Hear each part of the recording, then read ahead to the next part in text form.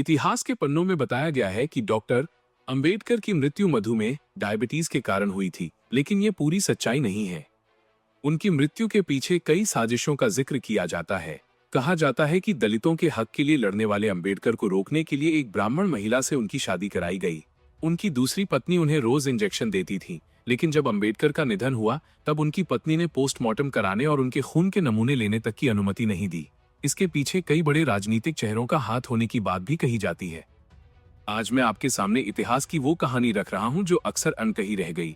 6 दिसंबर 1956 वो दिन था जब सोते हुए भीमराव अंबेडकर के प्राण शांत हो गए। उनके जाने से लाखों लोग अनाथ हो गए जो उनकी मौजूदगी में खुद को सुरक्षित महसूस करते थे। दादर चौपाटी बीच पर बौद्ध रीति रिवाजों से उनका अंतिम संस्कार किया गया, जहां लाखों की भीड़ उमड़ पड़ी थी। असली कहानी वहां से शुरू होती है जब निचली जातियों के साथ जानवरों से भी बुरा बर्ताव होता था। आजादी करीब थी, लेकिन अंबेडकर का मानना था कि दलितों को न्याय मिलना जरूरी है, वरना आजादी के बाद ऊंची जाति के वर्चस्व के आगे वे कुछ नहीं कर पाएंगे। इसीलिए उन्होंने गोलमेज सम्मेलन, राउंड टेबल कॉन्फ्रेंस में दलितों के लिए अलग निर्वाचन मंडल, सेपरेट इलेक्ट्रेट की मांग की। ब्रिटिश प्रधानमंत्री इसके लिए मान गए, लेकिन गांधी जी इसके खिलाफ थे। उन्होंने यरवदा जेल में आमरण अनशन शुरू कर दिया, क्योंकि उनका मानना था कि इससे हिंदू समाज बढ़ जाएगा। गांधी जी की बिगड़ती सेहत को देखकर अंबेडकर को समझौता करना पड़ा, जिसे पुणे पैक्ट कहा जाता है।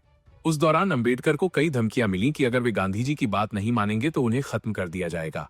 नासिक के कुछ छात्रों ने तो उनके खिलाफ संगठन तक बना लिए थे। फिर भी अंबेडकर डटे रहे। 1945 के आसपास उन्हें मधुमेह की बीमारी हुई। अपनी पहली पत्नी रमाबाई के निधन के बाद वे अपनी सेहत और खानपान का ध्यान नहीं रख पाते थे। मुंबई के डॉक्टर मालवणकर उनका इलाज कर रहे थे। कहा जाता है कि कुछ प्रभावशाली लोगों के कहने पर डॉक्टर ने उन्हें सलाह दी कि समय पर दवा और खाने के लिए उन्हें दूसरी शादी कर लेनी चाहिए।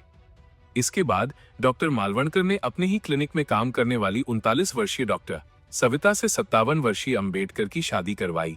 कहा जाता है कि इस शादी के बाद अंबेडकर मानसिक रूप से काफी परेशान रहने लगे। सविता अंबेडकर को उनके दोस्तों का घर आना पसंद नहीं था।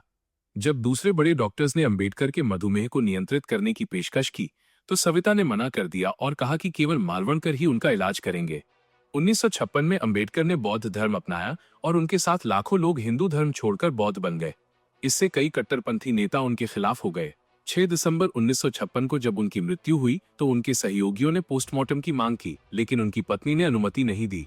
सवाल ये उठा कि 10 साल तक इलाज और सही खानपान के बावजूद उनका मधुमेह ठीक क्यों नहीं हुआ। लोगों के दबाव में नेहरू जी ने एक जांच टीम बनाई, लेकिन कहा जाता है कि प्रभावशाली लोगों ने उस रिपोर्ट को कभी संसद तक पहुंचने ही नहीं दिया। ये वो सम्मान था जो संविधान निर्माता को मिला। मैंने ये सारी बातें काफी शोध के बाद आपके सामने रखी हैं। मेरा उद्देश्य किसी को गलत ठहराना नहीं, बल्कि उन तथ्यों को सामने लाना है जो चर्चा में रहे हैं। देखने के लिए धन्यवाद।